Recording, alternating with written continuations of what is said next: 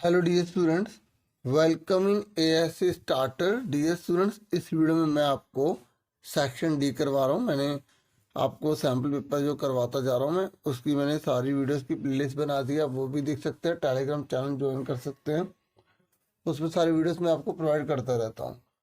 ठीक है, तो सेक्शन डी आज हम करेंगे, क्लास 10th की बात कर रहा हूँ मैं। ठीक है, तो आप पुरानी वीडियोस जो है ज़रूर देख लेना, जिन्होंने नहीं देखी। प्रैक्टिस पेपर है आपका जो डीओई की तरफ से इशू किया गया। जितने भी बच्चे सीबीएसई से पढ़ाई कर रहे हैं उन सब के लिए वीडियो बहुत ज़्यादा बेनिफिशियल है। अब हम क्वेश्चन पर आ जाते हैं। यहाँ पर ये कह रहा है कि एक एपी में ये नंबर है, ठीक है, और ये जो है माइनस का 48 है, यहाँ पर दे रखा है लास्ट में। तो ये कह रहा है कि इसका ना सम निकालो, इसका पूरा टोटल करो कितना आएगा। ठीक है, तो आपको एपी के बारे में पता होना चाहिए। एपी यानी कि समांतर श्रेणी होती है। जब एक ऐसी श्रृंखला जिसका अंतर बराबर होता है उसे हम एपी कहते हैं। तो अब देखो ये एपी है या नहीं। 15 में 18 गए माइनस के 3, 12 में से 15 गए माइनस के 3, तो हर बार माइनस का 3 आ रहा है। तो आपको कह रहे हैं 18 से लेकर माइनस 48 तक का टोटल बताओ कितना आएगा। ठीक है, और ये कह रहा है इसकी संख्या भी बताओ। तो पहले हमें पता लगाना पड़ेगा कि इसमें नंबर कितने हैं, मतलब एन कितना, संख्या कितनी है। ठीक है, हमें क्या पता लगाना है, एन, संख्या पता लगानी है। तो आप देखो, सबसे पहले हम ए लिखेंगे। ए हमें कितना दे रखा है, ये देखो, पहले वाले को ए बोलते हैं, प्रथम पद बोलते हैं 18। डी कैसे निकालेंगे, दूसरे में से पहला वाला घटा देंगे तो डी निकल जाएगा। माइनस का 3 आ गया, माइनस की रकम बड़ी है ना, तो माइनस का साइन आ गया। ठीक है, अब ये जो है ना ये लास्ट में है, तो इसे हम ए एन बोलेंगे। देखो, बच्चों को नहीं समझ नहीं आता कि ए एन क्या होता है और एन क्या होता है। तो ये जो वैल्यू लिखी होती है ये ए एन होता है, और अगर किसी के ऊपर टी एच ए वगैरह कुछ लिखा हो ना, आर डी ऐसे कुछ, तो वो क्या होता है, ए, वो जो होता है वो एन होता है। जैसे मान लो ये लिखा है फोर्थ, तो ये क्या कहलाएगा, एन कहलाएगा। ठीक है, तो ये ए एन कितना है, माइनस का 48। बाकी क्वेश्चन पढ़कर पता लग जाएगा आपको। यहाँ बोला गया कि नंबर ऑफ टाउन निकालने हैं, इनके एन निकालना है। ठीक है, तो जो चीज़ दे रखी है उसी का फॉर्मूला लगाएंगे। ए एन का फॉर्मूला क्या होता है, A plus N minus 1 D is equal to minus का 48। ठीक है, ए कितना है 18 प्लस एन माइनस 1, डी कितना है माइनस का 3 इज इक्वल टू माइनस का 48। ठीक है, तो अब ये प्लस का 18 जाके क्या हो जाएगा, माइनस का 18 हो जाएगा।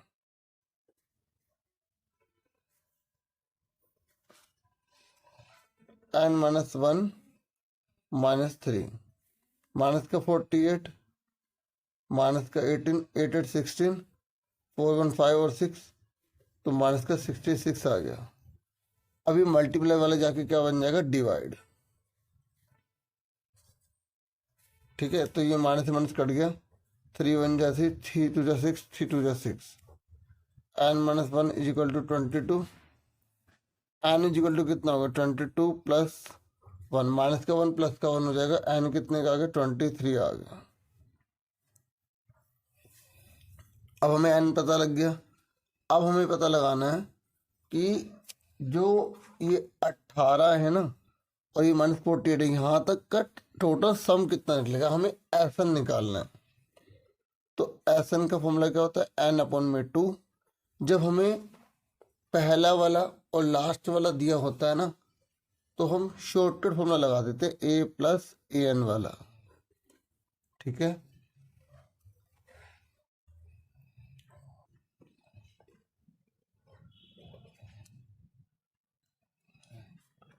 ठीक है, जब हमें पहला वाला और लास्ट वाला दिया होता है तो हम ये वाला फॉर्मूला लगा लेते हैं।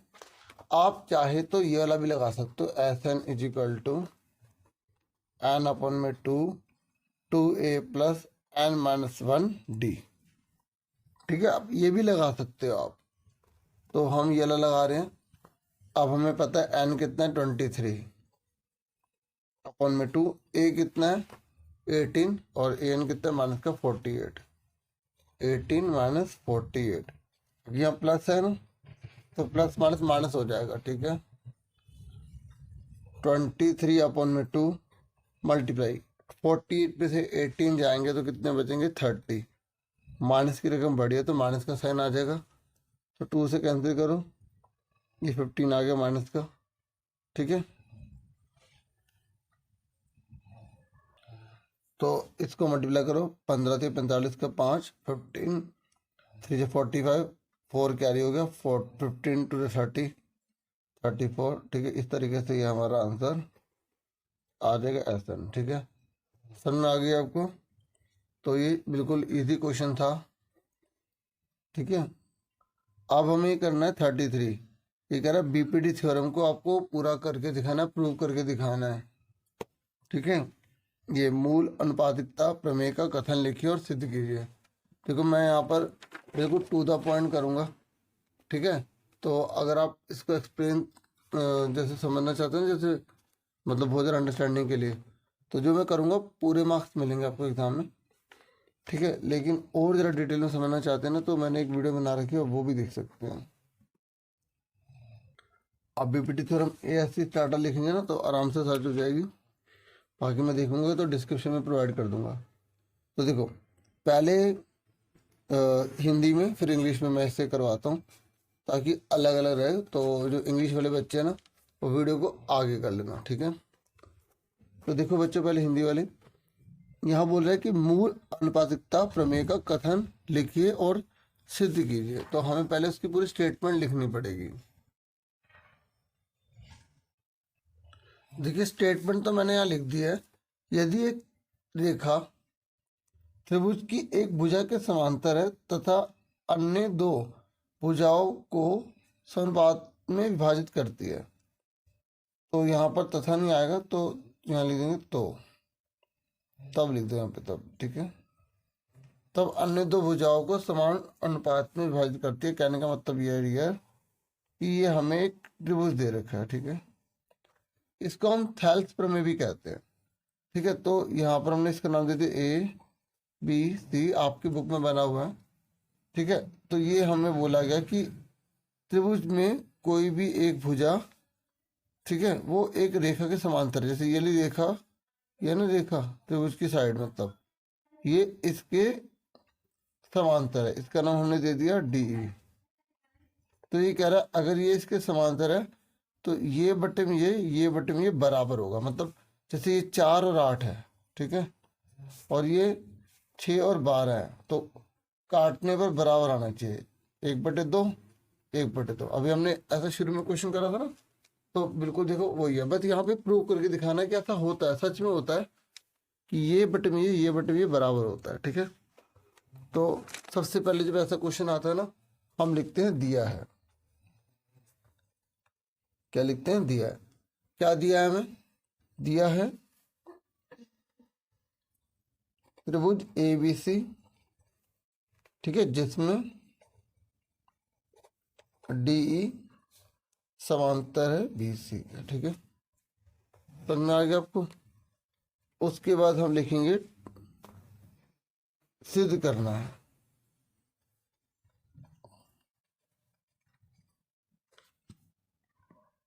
इंग्लिश मीडियम वाले आगे देख लेंगे वीडियो को, मैं अलग से इस क्वेश्चन को करवा रहा हूँ, हिंदी को अलग इंग्लिश को अलग, ताकि कंफ्यूजन ना रहे। ठीक है, जो थ्योरी वाले क्वेश्चन होंगे ना वो अलग अलग करवाऊंगा। ठीक है,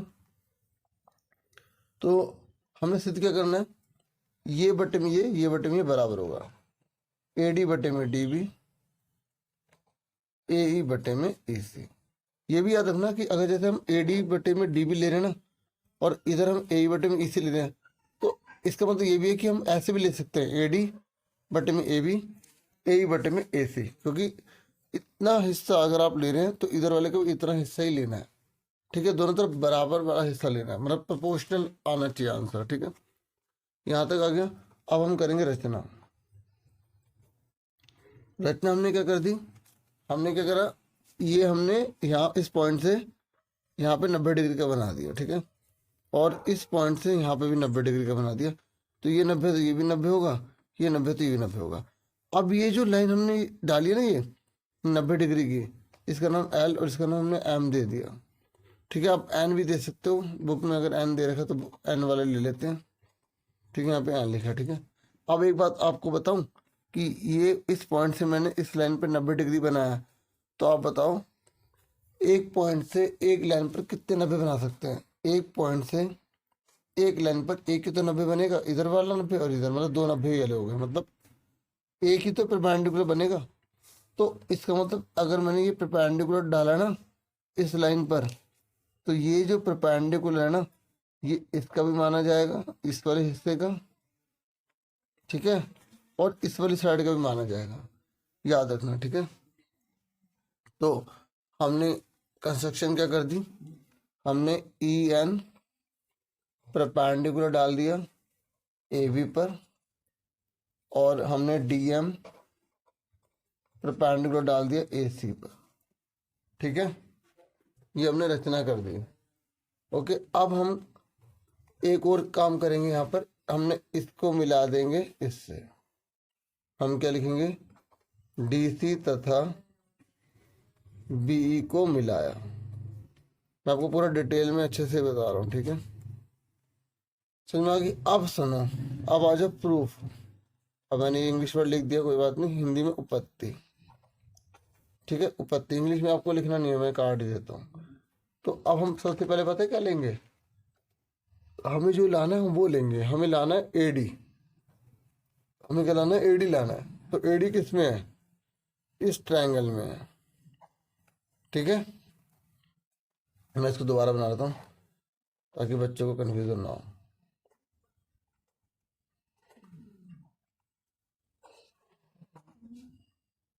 ये है एन, ये है एम, ठीक है।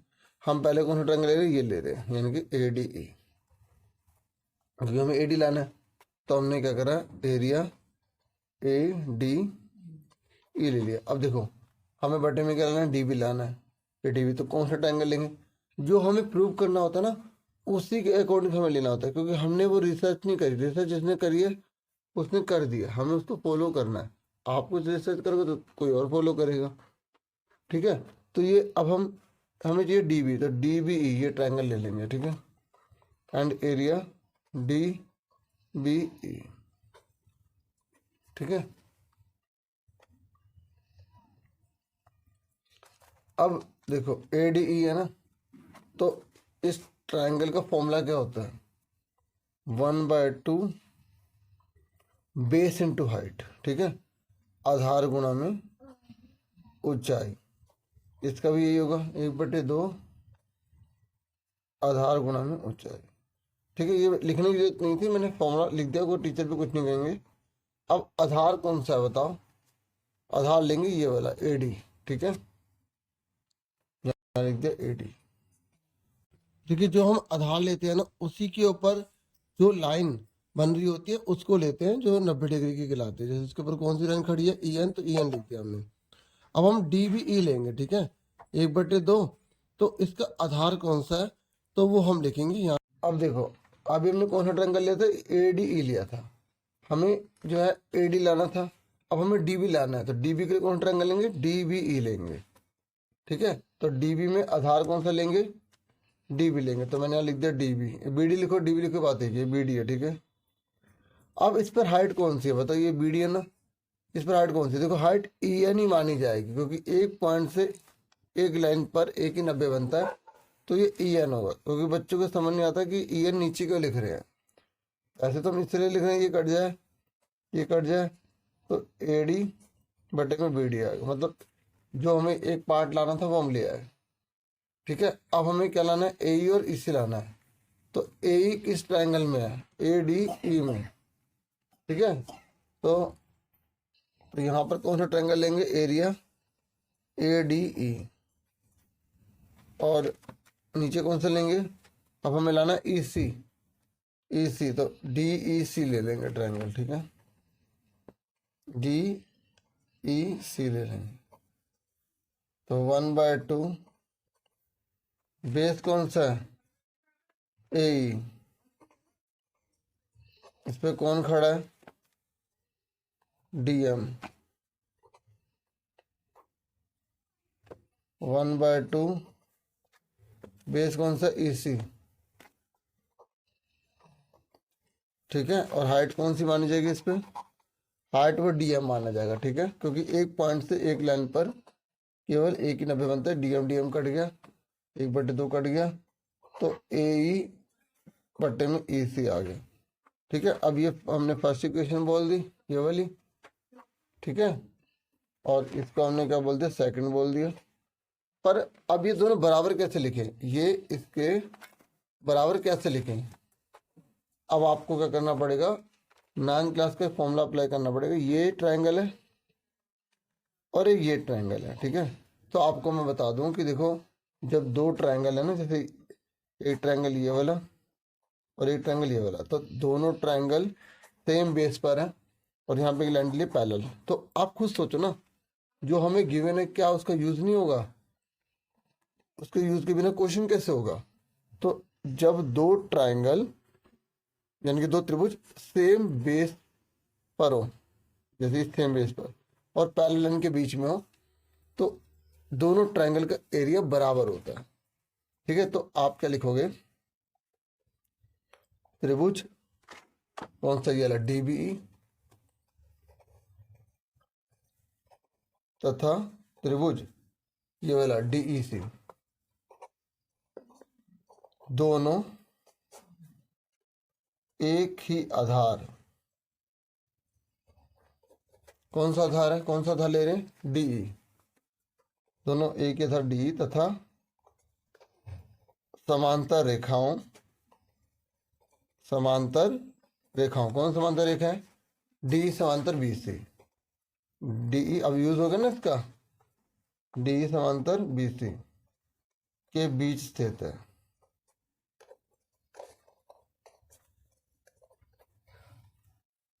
ठीक है। तो हम लिख देंगे समझ आगे, इसलिए एरिया डी बी ई बराबर होगा एरिया डी ई सी। अब देखो ए डी ई, ये देखो ये जो ए डी है, इधर इसे छोटा कर लेता हूँ, देखो ये जो ए डी ई है और ये ए डी है, ऊपर भी ए डी है, नीचे डी बी ई है और यहाँ पे डी ई सी है। अब हमने ये दोनों नीचे वाले भी इक्वल कर दिया है, ये वाला और ये वाला भी इक्वल कर दिया इससे, तो इसका मतलब क्या हुआ, ये वाला और ये वाला क्या होगा, इक्वल होगा, तो ये थर्ड आ गया। तो फ्रॉम हिंदी में लिखते हैं समीकरण 1, मतलब 1 2 और ये और लिखा है 3 से, तो ए डी बटे में डी बी, आप डी बी लिखो बी डी लिखो, बाद देखिए ए ई बटे में ए सी आ गया, हैंस प्रूव्ड, इति सिद्धम, ठीक है। देखिए अभी वाला क्वेश्चन हम इंग्लिश में करेंगे, ठीक है। तो अब आप ध्यान से देखिए, यहाँ पर हमें बीपीटी थ्योरम बोली हुई है। तो आपको पता है 6 चैप्टर में 2 थ्योरम है, एक बीपीटी है और दूसरी सिमिलैरिटी है, तो दोनों में से एक आने के चांस पक्का है। तो अब बीपीटी थ्योरम है, तो मैं आपको बता दूं ये पूरी स्टेटमेंट आपको याद होनी चाहिए, क्योंकि बच्चे ना एग्जाम में क्वेश्चन याद नहीं करते, और क्वेश्चन याद नहीं होता तो फिर आंसर कैसे करेंगे, ठीक है। मेरी बात समझ रहे हो ना, मैं आपको क्या कह रहा हूँ। अब देखो इसमें बोला क्या गया है, इसमें बोला गया है कि ये जो डी है ना, ये इस बीसी के पैरेलल है, ठीक है। तो इसने बोला अगर ये इसके पैरेलल है, तो ये जो बाकी की जो दो साइड बची ना, इसमें ये जो लाइन डालने की वजह से ये और ये और ये प्रोपोर्शनल होगा। कहने का मतलब ये है कि इसका जितना भी आंसर है इस पार्ट और इस पार्ट का, और इसका जितना भी आंसर है इस पार्ट इस पार्ट का, डिवाइड करने पर इक्वल आएगा। जैसे मान लो यहाँ पर 4 लिखा है, यहाँ पर 8 लिखा है, यहाँ पर 2 लिखा है और यहाँ पर 4 लिखा है, तो काटने पर देखो 4 1 जा 4, 4 2 जा 8, 2 1 जा 2, 2 2 जा 4, तो 1/2 1/2 तो आ रहा है। तो इसे ही प्रूफ करने के लिए क्या रहा है, तो आप कैसे करोगे, सबसे पहले गिवन लिखोगे, ठीक है। आप गिवन में लिखोगे given triangle ABC in which DE parallel है बीसी के, हमें दे रखा है ये लाइन इसके पैरेलल है, ठीक है। फिर हमें 2 प्रूव क्या करना है, ए डी बटे में डी बी बराबर होगा ए ई बटे में ई सी के। फिर कंस्ट्रक्शन क्या करनी है, कंस्ट्रक्शन हमने क्या कर दी, ये लाइन इस पर परपेंडिकुलर डाल दी। याद रखना एक पॉइंट से एक लाइन पर एक ही 90 बनता है, तो ये जो हमने लाइन डाली है ना, ये 90 इसका भी माना जाएगा और इसका भी माना जाएगा। ये याद रखना, बच्चों को कन्फ्यूजन होती है कि ये जो 90 है ना, ये इसका कैसे आ गया, क्योंकि ये लाइन एक ही है पूरी, और एक पॉइंट से एक लाइन पर ए की 90 बनता है। ठीक है, ठीक है। उसके बाद ऐसे ही हमने क्या करा, ऐसे ही हमने DM परपेंडिकुलर AC ले लिया, तो एक पॉइंट से एक लाइन पर एक ही परपेंडिकुलर होगा। जो मैंने 90 बोला मेरा मतलब परपेंडिकुलर थी था, क्योंकि 90 तो ये दो हो गए ना, समझ गए ना मैं क्या कह रहा हूँ। तो उसके बाद हमने क्या किया, DC और BE को ज्वाइन कर लिया। ठीक है, ये हमने इसको ज्वाइन कर लिया ऐसे और ऐसे। अब प्रूफ में आ जाओ, तो प्रूफ में पहले देखो हम ये ट्रायंगल लेंगे ADE, और कौन सा ट्रायंगल लेंगे, ये वाला DBE। ठीक है, ये हमने लिखा ADE और DBE। अब बताओ इसके एरिया का फॉर्मूला क्या होगा, ADE के एरिया का फॉर्मूला क्या होगा, बेस, इस पर कौन सी हाइट है, EN, तो लिखा बेस और हाइट। तो मैंने 1/2 ले लिया, बेस क्या है इस पर AD, तो यहाँ पर मैंने लिख दिया AD। ठीक है, हाइट कौन सी है इसके ऊपर, EN, तो मैंने यहाँ पर लिख दिया EN। ऐसे ही ये ट्रायंगल लेंगे DBE, DBE ले लिया। ठीक है, 1/2 बेस इंटू हाइट लिख लिया। अब लाइन डालो, 1/2 बेस कौन सा है, ये रहा DB, इस पर हाइट कौन सी है, इस पर हाइट कौन सी मानी जाएगी, EN ही माना जाएगा। कौन सा माना जाएगा, EN, हाइट सेम रहती है। ठीक है, तो EN से EN कट गया, 1/2 से 1/2 कट गया, तो इजिकल टू क्या आ गया, AD बटे में DB। ठीक है, ये हमारी इक्वेशन फर्स्ट आ गई। अब देखिए, अब हमें क्या निकालना है, AE और EC। तो AE किस ट्रायंगल में है, ADE, और EC किस में, इस वाले ट्रायंगल में। तो जैसे हमने ये लिखा था ना, ये पूरा कर दिया। ऐसे ही अब हम ये लेंगे ADE, तो यहां लिखेंगे हम एरिया ADE अपॉन में, देखो जो चीज लानी है उसी को देखो, EC है ना, तो EC किस में है, इसमें, ये रहा, तो हमें लिखेंगे DEC, DEC। तो क्या फॉर्मूला होता है, वही 1/2 base into height, 1/2 base into height. तो 1/2 बेस कितना है, बेस कौन सा है, कौन सा लेंगे बेस, ये रहा। ठीक है, AE। ठीक है, हाइट कौन सी लेंगे, हाइट कौन सी लेंगे, इसके ऊपर कौन सी हाइट है, DM, तो यहां पे लिखेंगे DM अपॉन में 1/2। अब DEC में आ जाओ, DEC में आ जाओ, इसमें बेस कौन सा लेंगे, EC, क्योंकि हमें EC लाना है। ठीक है, हाइट कौन सी है इसमें, हाइट कौन सी लेंगे, हाइट ये लेंगे DM, तो DM से DM कट गया, 1/2 से 1/2 कट गया, आंसर क्या गया, AE बटे में EC। ये सेकंड इक्वेशन आ गई। देखो हमने AD बटे में DB भी निकाल दिया, AE बटे में EC भी निकाल दिया, ये लाना था ना। पर ये दोनों बराबर कैसे करें, तो ये एक 9th की एक मतलब थ्योरम थी कि अगर ये ट्रायंगल, ये वाला ट्रायंगल और एक ये ट्रायंगल, अगर इन दोनों का बेस सेम है, बेस सेम है, तो ये दोनों ट्रायंगल इक्वल होंगे। तो हमें स्टेटमेंट लिखनी पड़ेगी पूरी। हम लिखेंगे ट्रायंगल, कौन सा ट्रायंगल, ये नीचे वाला DBE और triangle DEC, triangle DBE and triangle DEC are on the same base. कौन सा सेम बेस है, DE, कौन सा, D है ये। ठीक है, DE एंड, और कौन सी पैरेलल के बीच में लाई, खुद सोचो ना, जो हमें दिया हुआ है, हमें जो दिया हुआ है DE पैरेलल BC, क्या इसका यूज नहीं होगा, तभी तो ये क्वेश्चन होगा ना। जो गिवन अगर उसी का यूज नहीं होगा तो फिर क्वेश्चन कैसे सॉल्व करेंगे हम। ठीक है, इसलिए इसका यूज होगा, इसलिए लिखेंगे DE। तो हमने पहले लिखा बेस सेम है DE, और पैरेलल कौन से, DE और BC, क्योंकि इन दोनों पैरेलल पर ये दोनों ट्रायंगल बन रहे हैं। ठीक है, एंड लाई बिटवीन द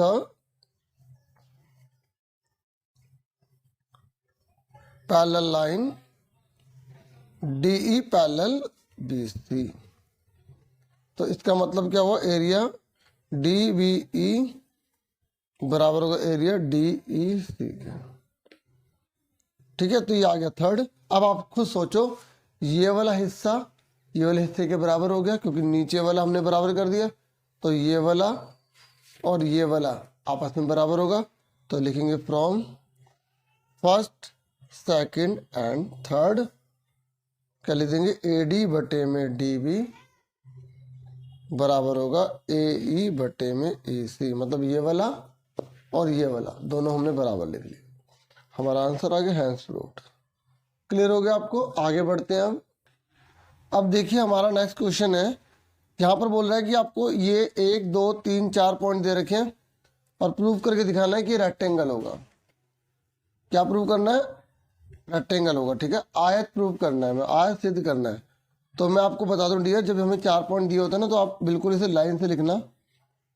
कई बच्चे क्या करते, ए बी यहाँ लिख देते, सी और डी यहाँ लिख देते, तो गलत हो जाएगा, पूरा गलत हो जाएगा। A B C D line से लिखना। अगर यहाँ पे लिख रहे हो ना ए बी सी डी, ऐसे कहीं से भी लिखो, लाइन से लिखना है। ठीक है, तो 4 पॉइंट लिख लो। 0 -1, बी कितना है -2 3, और सी कितना है हमारा 6,7, डी कितना है 8,3। ठीक है, अब इसने रेक्टेंगल पूछा हो, स्क्वायर पूछा हो, तो याद रखो आपको पहले ये निकालना है, फिर ये निकालना है, फिर ये निकालना है, फिर ये निकालना है, फिर इसकी डायगोनल निकालनी है। अगर एरिया पूछेगा कि एरिया निकालो फिगर का, तो आपको इसकी डायगोनल निकाल के मल्टीप्लाई करके आधा कर देना, अगर एरिया पूछेगा तो। ठीक है, किसका? रोम्बस का। जैसे अगर रेक्टेंगल का, तो आप इसको मल्टीप्लाई कर सकते हो। ठीक है, लेंथ इनटू ब्रेथ। अगर आपको फॉर्मूला याद है ना छोटी क्लास के, जैसे अपने पढ़ोगे रेक्टेंगल एरिया का फॉर्मूला क्या होता है, आयत के क्षेत्रफल का फॉर्मूला क्या होता है, आधार और लंबाई गुणा चौड़ाई। तो उस तरीके से कर सकते हो। अगर आपको समझ नहीं आ रहा कौन सी फिगर है, तो आप दोनों के विकर्णों को गुणा करके आधा कर देना। ठीक है, तो और विकर्ण यानी कि डायगोनल, मतलब आपको डिस्टेंस फॉर्मूला लगाना है। अब इस क्वेश्चन पर आ जाओ, यहाँ बोला आयत निकालना है, तो सबसे पहले हम ए बी लिखेंगे, ए बी निकालेंगे। तो अब फॉर्मूला बार बार लिखने की जरूरत नहीं है, आप मेरे तरीके से कर सकते हैं। पहले एक बार फॉर्मूला लिख दो, x2 - x1, ऊपर स्क्वायर प्लस लगाओ। कई बच्चे इतनी कंजूसी करते हैं, यहाँ पे प्लस नहीं लगाते। ठीक है, आप मत कीजिएगा, डिस्टेंस। ठीक है, फॉर्मूला है दूरी सूत्र। ठीक है, दूरी सूत्र है, ये लिख दिया। अब ए बी निकालो, ए बी ये रहा। अब फॉर्मूला एक बार लिख दो। अब आप इस तरीके से करना, या तो इसको पहले लो या इसको पहले लो। ठीक है, पहले एक्स है ना, तो पहले एक्स वाले को लो, एक्स एक्स माइनस का 2 लिखा, 0 है, बाद वाले का साइन चेंज कर दिया, क्योंकि यहाँ पर माइनस लगा इसलिए बाद वाले का साइन चेंज कर दिया, ऊपर स्क्वायर लगा दिया। ये देखो, ये पहला एक्स होता है, एक्स होता है, बाद वाला वाई होता है, वाई होता है। ठीक है, तो वाई कितना है 3, बाद वाले का साइन चेंज माइनस का है तो प्लस का हो जाएगा। ठीक है, अब -2 में से 0 का माइनस का 2 का स्क्वायर आ गया, तीनों रे कितना हो गया 4 का स्क्वायर हो गया। तो 2 का स्क्वायर कितना होता है 4, 4 का स्क्वायर होता है 16, और 16 4 कितना होता है 20। ठीक है, अब ए बी निकाल लिया ना, अब हम निकालेंगे बी सी। ठीक है, यहाँ यूनिट लिख देना। हाँ, आप चाहे तो इसको बाहर निकाल सकते हैं, ऐसे करके जितना बाहर निकले निकाल दो। एलसीएम ले लिया ना, प्राइम फैक्टर बोलते हैं इसे, तो 2 बाहर आ गया 5, तो आप ऐसे लिख सकते हो। हिंदी में लिखोगे इसको इकाई, ये UNIT लिखा है, यूनिट। ठीक है, अब BC निकालो, BC ये रहा। ठीक है, BC कैसे निकालेंगे, सेम वही। तो मैंने जैसे बताया 12 फॉर्मूला नहीं लिखना। देखो, माइनस का 2 लिखा, बाद वाले का साइन चेंज, या 6 लिखा, बाद वाले का साइन चेंज, मर्जी आपकी। मैं जैसे मैंने BC लिया तो C को पहले लिख लेता हूँ। ठीक है, 6 लिखा, बाद वाले का साइन चेंज 6, बाद वाले का साइन चेंज यानी कि माइनस का 2 प्लस का 2 हो जाएगा। 7 लिखा, बाद वाले का साइन चेंज, 6 और 2 कितना हो गया 8, 7 और 3 का 4, 8 का स्क्वायर कितना होता है 64, 4 का स्क्वायर 16, और 6 4 10, 80 आ गया। आप चाहे तो इसका प्राइम फैक्टर कर देना। ठीक है, तो 2 में से 1 2 बाहर आ गया, 2 में से 1 2 बाहर आ गया 5, तो 2 2 जा 4, 4√5 इकाई लिख देना। ठीक है, ये मैंने बताया नहीं, ये तो आपको नॉर्मली पता ही है। अब हम निकालेंगे CD। ठीक है। तो सी डी निकालेंगे, देखो इधर सी डी, तो सी डी तो 8 लिखा, बाद वाले का साइन चेंज। तो याद रखना आपको जो है ना बाद वाले का साइन चेंज करना है। 3 लिखा, बाद वाले का साइन चेंज। 8 में 6 का कितने बचे? 2, 2 का स्क्वायर हो गया। 3 में 7 के 4 का स्क्वायर हो गया, तो 2 का स्क्वायर 4 हो गया, 4 का स्क्वायर 16 हो गया। कितने का गया? 20। तो 20, 2 धाम 20, 2 पंजे 10, 5 एकम 5। ठीक है, तो ये कितना आ गया यहाँ पे? 2√5 इकाई आ गया। इंग्लिश में यूनिट लिख देंगे, ठीक है, समझ में आ गया। अब क्या निकालेंगे हम यहाँ पे? एडी निकालेंगे, ठीक है, एडी। तो ये देखो ये 0 है, बादल का साइन चेंज। देखो एडी, अब आपको सर आपने एडी लिया तो आप डी को पहले लो, ठीक है, जिसको मर्जी ले सकते हो आप। डी लिख लो, एडी लिख लो, बात एक ही है। 8 लिखा, बादल का साइन चेंज, ठीक है, 8 बादल का साइन चेंज। अगर आपने कोई भी आगे पीछे ले ले गलत नहीं होगा, ठीक है, क्योंकि स्क्वायर लगा ना, फर्क ही नहीं पड़ेगा साइन पर, ठीक है। 3 लिखा, बादल का साइन चेंज। देखो माइनस का 1 था ना, तो प्लस का हो गया। 8 में 0 गए 8, 3 और 1 4, 8 का स्क्वायर 64, 4 का 16,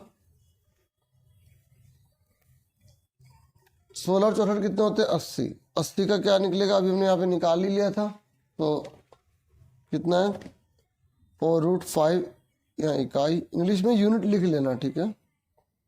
देखो अगर हम 4 निकालते, अगर हमसे पूछता कि क्या ये पैरेललोग्राम है, तो हम बोल देते हैं। जब पैरेललोग्राम बोलता है तो 4 चीज़ें निकालनी पड़ती हैं। जब रेक्टेंगल बोलता है तो हमें डायगोनल भी निकालनी पड़ती है। अगर आपको समझ नहीं आता 4 निकालनी है, 6 निकालनी है, आप 6 के 6 निकाल देना, ठीक है, समझ रहे मेरी बात। AC, अब AC निकालेंगे, AC निकालेंगे, ठीक है। देखो मैं समझाता हूँ इसलिए आराम आराम से बताता हूँ, ठीक है। 6 बादल का साइन चेंज, आप स्पीड बढ़ा के देख सकते हो वीडियो को, ठीक है। 7 बादल का साइन चेंज, 6 में 0 का 6, 7 और 1 कितना हो गया? 8, 6 6 36, 8 8 64। जो कि स्पीड को लेके मिले जुले एक्सप्रेशन मतलब बच्चों के आए थे। कुछ बच्चों ने कहा स्पीड सही है, कुछ बच्चे कह रहे स्पीड ज़्यादा है, और कुछ बच्चे कह रहे स्पीड बहुत कम है, ठीक है। 6 14, अब सबके अलग अलग होते हैं, तो आप अपने हिसाब से यूट्यूब में जैसे होता है ना 3 रूट, उसका फ़ायदा उठाए। तो अगर 100 का रूट कितना होता है? 10 होता है, 10 इकाई, ठीक है। तो उसके बाद AC, अब हम निकालेंगे BD। अगर दोनों बराबर आ गए तो रेक्टेंगल है, अगर बराबर नहीं आए तो उसे हम बोलते हैं पैरेललोग्राम है खाली। तो देखो 8 बादल का साइन चेंज, 3 बादल का साइन चेंज,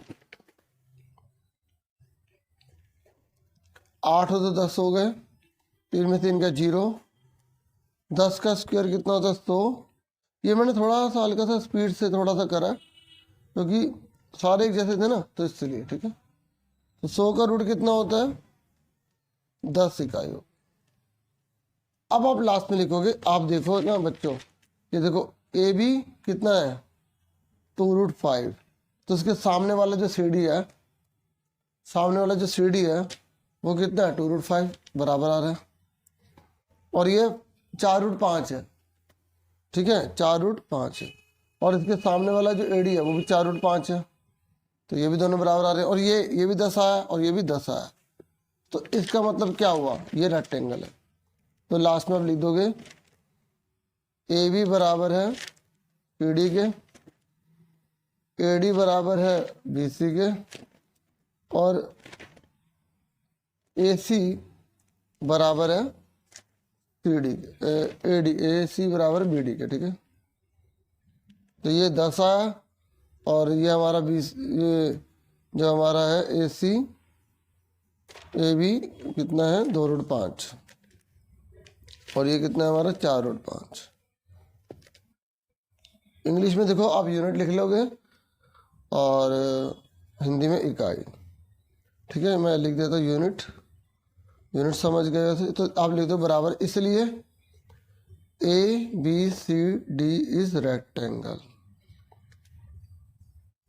क्लियर हो गया। हिंदी में क्या लिखोगे? ABCD एक आयत है। ठीक है, लिख दोगे ना ABCD का आयत है। तो अब जहाँ जहाँ मुझे लगता है हिंदी इंग्लिश अलग, तो मैंने अलग अलग करा दिया था, वो ये दोनों एक साथ हो गया। अब देखो नेक्स्ट क्वेश्चन है हमारा, ये कह रहा है कि अगर आपने ये ऊपर वाला नहीं करना तो नीचे वाला कर सकते हो। कह रहे तीनों के तीनों एक वृत्त पर स्थित है, ये केंद्र है, और A और B जो है उसके मतलब हम कोई भी पॉइंट ले सकते हैं और भी।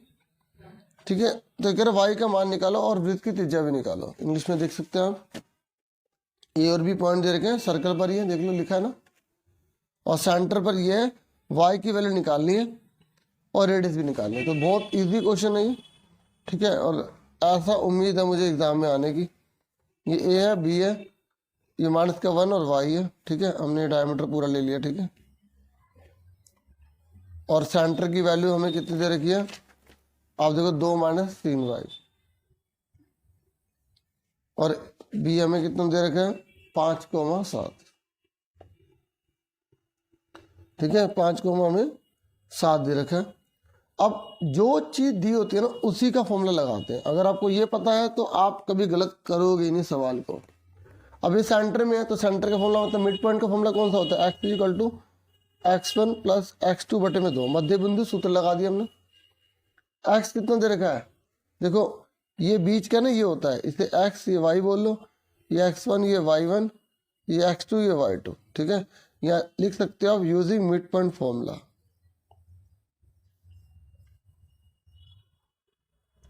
मध्य बिंदु सूत्र लगाने पर, मध्य बिंदु सूत्र लगाने पर या प्रयोग करने पर। ठीक है, अब बताओ x कितना दे रखा है? ये रहा, 2 लिख दिया। x1 कितना है? -1। x2 कितने का है? 5। ठीक है, और बटे में 2। अब देखो सुनो मेरी बात, ध्यान सुनो, ये 2 5 में से 1 गया, 4/2, तो 2 = 2। पर हमें निकालना नहीं था, हमें तो y निकालना है। ठीक है, ये कर लिया। अब हमें पता नहीं था ना कि हमें यूज करना, तो कर दिया तो कोई दिक्कत भी नहीं है। ठीक है, अब हम निकालेंगे y वाला फॉर्मूला। एग्जाम में नहीं करना, अगर कर दिया तो कोई दिक्कत नहीं। y वाला कौन सा फॉर्मूला होगा? जब y बोल रहा है तो y का लगा देंगे। ठीक है, क्या होगा? y1 y2/2। y कितना दे रखा है? -3y। y1 कितने का है? y2 कितना दे रखा है? 7/2। ठीक है, अब क्रॉस मल्टीप्लाई कर दो, ये तो जाके क्या हो जाएगा? इसको मल्टीप्लाई इससे करेंगे, इसको इससे करेंगे, तो 2 × 3 = 6,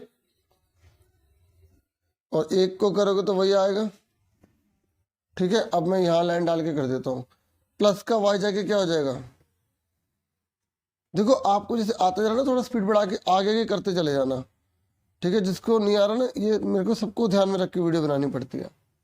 ठीक है, तो इसलिए तो ये कट गया, तो y = -1 आ गया। और आप खुद कर ला करो, आंसर मैच कर लिया, फिर गलत लगा तो चेक कर लिया, ऐसे कर ला करो। ठीक है, तो y की वैल्यू हमारी -1 आ गई। तो मतलब ये हमें मतलब यूजफुल नहीं था, बस वेरीफाई हो गया।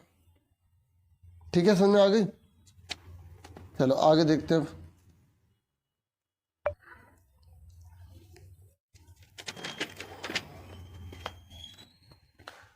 अब नेक्स्ट क्वेश्चन है हमारा यहाँ पर। अच्छा बच्चों, एक चीज और, यहाँ पर हमें वृत्त की त्रिज्या भी पूछा है, हमें वृत्त की त्रिज्या भी निकालनी है। तो वृत्त की त्रिज्या, रेडियस ऑफ सर्कल। अब पेपर में जैसे इसको 100 डालें, और अगर ये चीज छूट जाए तो उसका तो नंबर गया, तो आप इसे चेक कर लें जितना मर्जी, मतलब आप इंटेलिजेंट हो ना, फिर भी पेपर को दोबारा से चेक जरूर कर लेना। ठीक है, कहीं अगर एक नंबर भी छूट गया तो कई बार सपने फिर पूरे होने से रह जाते हैं। तो ये OB या आप AO, दोनों में से कोई भी एक चीज ले सकते हो डिस्टेंस के लिए। तो हम ए ओ ले लेते हैं, ठीक है। ए और जो डिस्टेंस है ना वही रेडियस है, ठीक है। तो फॉर्मूला तो हमें पता ही है, क्या होता है x2 माइनस x1 का स्क्वायर y2 माइनस y1 का स्क्वायर रूट में, ठीक है। तो यहाँ पे ए और ओ ले लेते हैं, ठीक है। ए कितना है जल्दी बताओ, ए कितना है -1 और y कितना निकाला हमने -1 ही निकाला। ओ लिखो, ओ कितना है, ओ 2, ठीक है। और -1 से मल्टीप्लाई करेंगे, -3 मल्टीप्लाई -1 कितना होगा 3 हो जाएगा, माइनस माइनस कट जाएगा ना, तो यहाँ पर 3 आ जाएगा, ठीक है। अब लगाते हैं, देखो 2 बाद वाले का साइन चेंज, 3 बाद वाले का साइन चेंज, तो 2 और 1 3 आ गया और 3 और 1 4 हो गया। ये ना 2 लिख रहा हूँ मैं, ऊपर 2, ठीक है। तो 3 का स्क्वायर कितना होता है 9, 4 का स्क्वायर होता है 16, 16 9 कितना होते हैं 25 और 25 का रूट कितना होता है 5, तो 5 इकाई आ गया 5, ठीक है। आप चाहे तो वेरीफाई कर सकते हैं, यहाँ पे भी डिस्टेंस लगाएंगे तभी वही आंसर आएगा। ऐसे मैं रफ में कर देता हूँ, 2 और 3 है और ये 5 और 7 है, ठीक है। तो 5 में 2 गए, 3 का स्क्वायर, 7 में 3 गए, 4 का स्क्वायर, 3 3 9 4 16 16 9 25, 25 का रूट 5 वही आ रहा है, ठीक है। मतलब डिस्टेंस तो हमेशा सेम रहेगी ना रेडियस की, ठीक है। चलो अब उसके बाद नेक्स्ट देखते हैं। देखिए नेक्स्ट क्वेश्चन हमारा है 35। तो ये कह रहा है x मीटर ऊंची एक मूर्ति भूमि से 100 मीटर ऊंचे चबूतरे पर खड़ी है। तो ये बुक का क्वेश्चन है ना। और भूमि पर स्थित एक बिंदु से मूर्ति के शीर्ष बिंदु का उन्नयन कोण 60 डिग्री है और चबूतरे के शीर्ष बिंदु का उन्नयन कोण 45 डिग्री। उन्नयन का मतलब होता है नीचे से ऊपर देखना, ठीक है। तो मूर्ति की ऊंचाई निकालनी, बुक वाले क्वेश्चन है, ठीक है। तो आप देखिए यहाँ पे हमें बोल रखा है एक स्टैचू है जो x मीटर टोल है, ठीक है। तो आप हिंदी इंग्लिश दोनों ध्यान रखना। एक स्टैचू जो है वो x मीटर टोल है, ध्यान सुनना। और वो कह रहा है वो है तो सही x मीटर टोल, लेकिन वो किस पर खड़ा हुआ है, पेडेस्टल पे खड़ा हुआ है जो 100 मीटर का है। तो यहाँ तक तो मूर्ति हो गई भाई। मूर्ति किस पे खड़ी होगी, पेडेस्टल पे खड़ी होगी। तो ये पेडेस्टल हो गया जो 100 मीटर का है। ध्यान समझना, 100 मीटर में पेडेस्टल की ऊंचाई दे रखी है। तो ये कह रहा है धरती पर एक बिंदु है, धरती पर एक बिंदु इधर ले सकते हैं या इधर ले सकते हैं। अब इधर जगह मेरे पास कम है तो मैं इधर ले लेता हूँ, धरती का बिंदु ले लिया। अब अगर इस धरती के बिंदु से हम ऊपर की तरफ देख रहे हैं, मैंने कैसे सोचा ऊपर की तरफ, क्योंकि एलिवेशन लिखा है, उन्नयन कोण लिखा है। और उन्नयन का मतलब होता है नीचे से ऊपर देखना, नीचे से ऊपर देखना। जब हम नीचे से ऊपर देख रहे हैं ना, तो ये कह रहा है कि भैया 60 डिग्री का बनता है कहाँ पर, top of the statue, statue के टॉप पर। स्टैचू का टॉप कौन सा ये है ना भाई, मूर्ति ये लगी है ना, तो मूर्ति का टॉप तो ये हुआ, ठीक है। मूर्ति का जो शिखर बिंदु है ना, मूर्ति का शीर्ष बिंदु, वो कौन सा हुआ, ये वाला हुआ। तो ये हमने ऐसे डाल दिया। तो कितना डिग्री का डियर, 60 डिग्री का। अगर आप एक आराम से पढ़ेंगे ना, ये क्वेश्चन मुश्किल है ही नहीं। फिर कह रहे चबूतरे के शीर्ष बिंदु, देखो इसने, अब आप सोचोगे कहाँ से, इसने लिख तो दिया भूमि पर स्थित बिंदु से, इसी बिंदु से बोला। अगर एक बार ये बिंदु लिखा है तो जितने भी एंगल बन रहे इसी बिंदु से होकर निकल रहे, ये याद रखना आपको। तो चबूतरे के शीर्ष पर उन्नयन कोण 45 है। तो यहाँ से जब हम एंगल बनाएंगे तो ये 45 डिग्री का है। तो यहाँ से ये 45 डिग्री का एंगल होगा, ठीक है। तो अब नीचे वाले को हमने y मान लिया।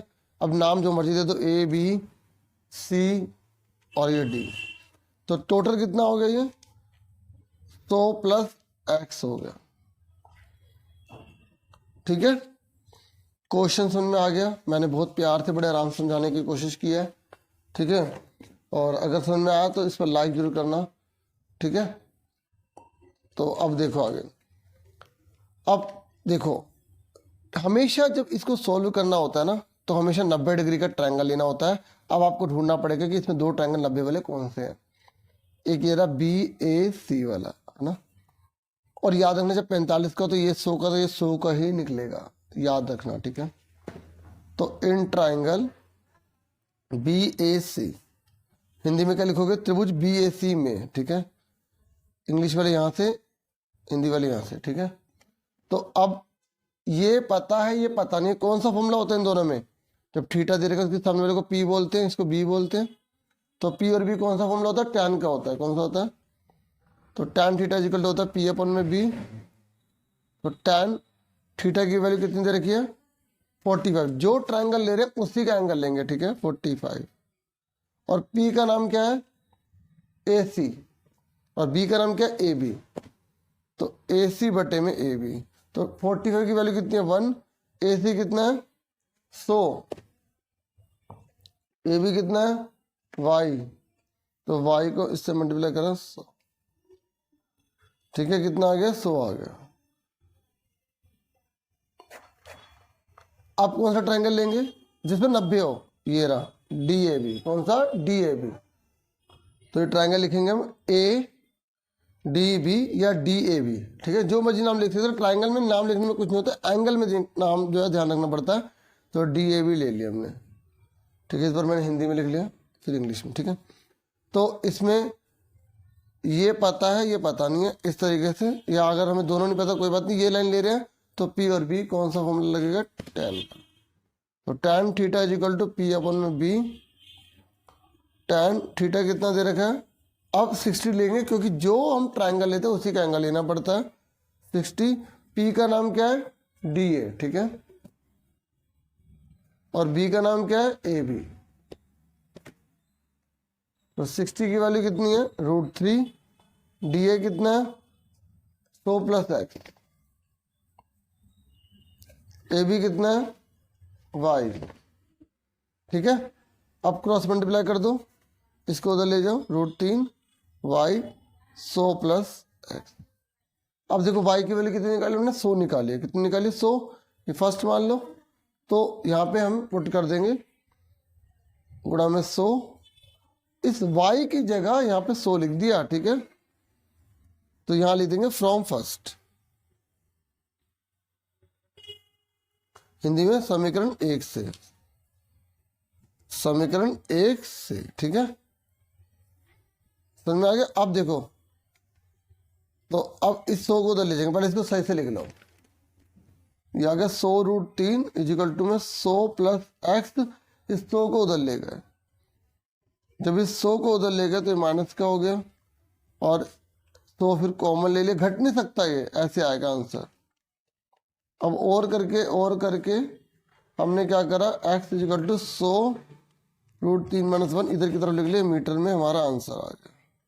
तो लास्ट में क्या लिख देंगे, हाइट ऑफ जो हमारी मूर्ति है ना, जो आइडल है, जो भी इसमें लिखा है उस वर्ड को ही हम लिख देंगे, ठीक है। यहाँ पर हमें स्टैचू लिख के दिया तो स्टैचू ले देंगे, ठीक है। तो हमारे आंसर आ गया, पूरा लिख देंगे, the height of the statue is equal to, ये पूरा सेम आंसर लिख देंगे, ठीक है। क्लियर है, ये लाइन लिख लोगे ना आप। अब देखो, अगर ये कह रहा आप ये नहीं करना चाहते तो आप नीचे वाला कर सकते हैं। ये भी बुक का क्वेश्चन है, दोनों खंभों की हाइट बराबर है, आप ये बीच रोड है, आप यहाँ पर खड़े हैं। देखो, अगर इससे बोले ना कि आप रोड में खड़े हैं, इधर देखो, तो ये मसूरा हमेशा बीच में खड़े हैं, तो आप रोड के कहीं भी हो सकते हैं। और कैसे मुझे पता चला कि बीच में नहीं खड़े आप, क्योंकि इससे बोले एक जगह 60 का एंगल बन रहा है, 31। तो जिस खंबे के पास में खड़े होगे ना वो एंगल बड़ा होगा, जिस खंबे से दूर खड़े होगे वो एंगल छोटा होगा। इस बात को आपको ध्यान में रखना है, ठीक है। समझो ना मेरी बात।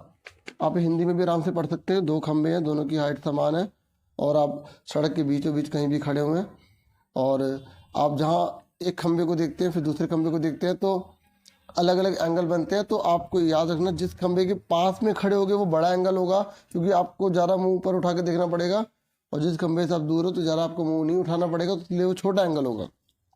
तो आपसे पूछ रहे खंभों के बीच की दूरी निकालनी है, ठीक है। यहाँ से यहाँ तक कितना है, यहाँ से यहाँ तक कितना है, और खंभों की ऊंचाई निकालनी है, ठीक है। अब आप फटाफट इसको कर लेते हैं, क्योंकि बुक में बना हुआ क्वेश्चन दे दिया, तो अगर बना हुआ आ जाता है तो सोने पे सुहागे वाली बात है, ठीक है। 35 क्वेश्चन है, फिगर हम बनाएंगे, ठीक है। ये दोनों खंबे की हाइट हमें बराबर लेनी है, और हम ये पॉइंट ले लेते हैं, एक पास और एक दूर वाला, क्योंकि हम दोनों बीच में नहीं ले सकते, क्योंकि इसने एंगल अलग अलग दिया, 60 और 30 का।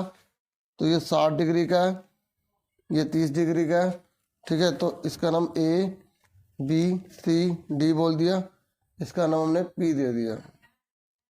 क्या नाम दे दिया? पी। अब इससे बोला पूरा का पूरा 100। अब आप खुद सोचो, मैंने इस वाले को एक्स मान लिया, अगर मैंने इसको एक्स मान लिया तो ये कितने का होगा? ये होगा 100 माइनस एक्स। जैसे आपके फ्रेंड ने 70 रुपये ले लिया आपसे, तो आपके पास कितने बचे? 30 रुपये बचे ना, 100 में से जो घटाओगे, इसलिए हमने ऐसा लिख दिया। इसको हमने एच मान लिया तो ये भी एच होगा। ठीक है, तो हम यह लिख देंगे गिवन दिया है। ठीक है, height of poles is equal, खंभों की ऊंचाई बराबर है। ठीक है, यहाँ पे हमें जो खंभे वगैरह जो भी दे रखे हैं ना, तो हम वो ले देंगे, खंभों की ऊंचाई बराबर है। ठीक है, अब हम क्या लिखेंगे? माना। माना क्या लिखेंगे? ये ए बी बराबर सी डी बराबर क्या आ गया? एच। ठीक है, हमने एच मान लिया, और हमने जो बीपी है, ये बीपी, इसको हमने एक्स मान लिया, तो हमारा पीडी कितने का आ गया? पीडी कितने का आ गया? 100 माइनस एक्स आ गया। ठीक है, अब in triangle A B P ले लिया, ए बी पी। ठीक है, अब मैंने कहा था इन दोनों में देखो, जब दो फिगर वाले आते हैं तो 90% चांसेस हैं कि tan का फॉर्मूला लगेगा। ठीक है, तो इन दोनों में रिलेशन tan का होता है, तो tan थीटा, मैंने इन लिखा तो अब समझ आना त्रिभुज ए बी पी में। ठीक है, हिंदी वाले। ठीक है, तो tan थीटा का फॉर्मूला क्या होता है? पी अपन में बी होता है, तो tan थीटा की वैल्यू कितनी दे रखी है? 30 डिग्री। पी कितना दे रखा है? ए बी, और ये कितना है? बी पी, तो ए बी बटे में बी पी, तो tan थीटा की वैल्यू मतलब 30 की वैल्यू कितनी होती है? 1/√3। ए बी कितना दे रखा है? एच। बी पी कितना दे रखा है हमें? एक्स। तो इसको क्रॉस मल्टीप्लाई कर दो, √3 एच इज इक्वल टू में एक्स, ये फर्स्ट आ गया। ठीक है, in triangle C D P में। ठीक है, सी डी पी में, तो इन दोनों में कौन सा फॉर्मूला लगेगा? वही tan का लगेगा, वही लिखेंगे पी अपन में बी, तो tan थीटा की वैल्यू कितनी दे रखी है? 60। पी कितना दे रखा है? C D. बी कितना दे रखा है? D P. तो tan 60 की वैल्यू कितनी होती है? √3 होती है। सी डी की वैल्यू कितनी है? एच। डी पी की वैल्यू कितनी है? 100 माइनस एक्स, 100 माइनस एक्स। इसको क्रॉस मल्टीप्लाई कर लो, नीचे एक लगा लो, इसको इससे, इसको इससे। ठीक है, तो √3 100 minus X is equal to में एच। ठीक है, ओके, अब इसको इससे मल्टीप्लाई करो,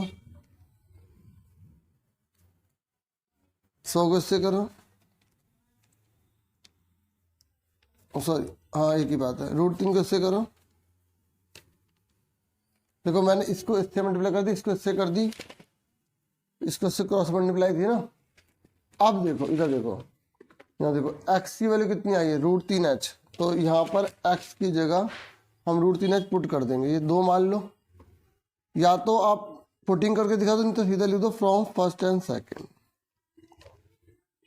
समीकरण 1 और 2 से। तो 100√3 माइनस √3 ब्रैकेट में x की वैल्यू कितनी है? √3h इज इक्वल टू में h, तो 100√3 √3 एक 3 बन गया, h इज इक्वल टू में h,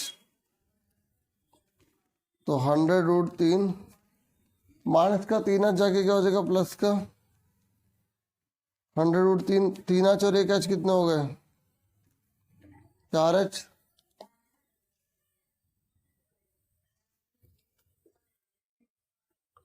तो इस 4 को अपॉन में ले जाओ अब, 4 से काटो से, 4 दूनी 8, 4 पंजे 20, 25√3h आ गया। हमारी h की वैल्यू निकल गई। अब हम निकालेंगे x की, क्योंकि हमसे इसने देखो, एक तो यहाँ पर ये पूछा ना खंबे की ऊंचाई और बिंदु, जो बिंदु लिया उनके खंभों से दूरी निकाल ली। तो h निकल गया, हमें पता लग गया खंबे की ऊंचाई कितनी है, 25√3 है। ठीक है, अब हमें क्या निकालना है, ये निकालना है। तो पहले x निकालना पड़ेगा। तो x कौन से जगह दे रखा, ये रहा, तो पुट कर देंगे। तो लिख देंगे पुटिंग इन फर्स्ट, हिंदी में लिखेंगे समीकरण 1 में रखने पर, समीकरण 1 में रखने पर। ठीक है, तो देखिए अब हमारा ये जो h है ना, ठीक है, ये पुटिंग इन फर्स्ट कर देंगे। तो फर्स्ट कौन सा है हमारा, ये रहा। तो जहाँ h है वहां पे क्या लिख देंगे, 25√3 लिख देंगे। ठीक है, तो √3, 25√3 बराबर में x। ठीक है, तो 25√3 एक 3 बन गया, तो 25 से 75 आ गया। ठीक है, तो अगर अब आप खुद सोचो ये हमारा 75 आ गया, तो ये कितना बचा, कितना बचा, 100 में से 75 गए, 25 बचे। तो आप लिख दोगे बीपी हमारा कितना आ गया, बीपी हमारा कितना आ गया, 75। तो हमें जो निकालना था पीडी, तो पीडी हमारा कितना आ गया, या डीपी लिख दो, बात एक है, 100 में से 75 का कितने बचे, 25 आ गए।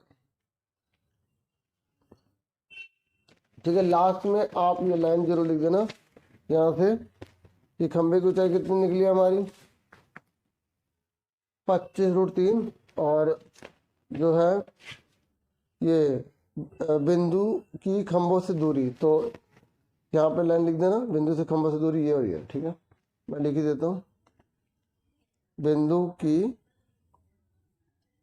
खंभों से दूरी। ठीक है, ये रहा इंग्लिश में, distance of the point from the pole.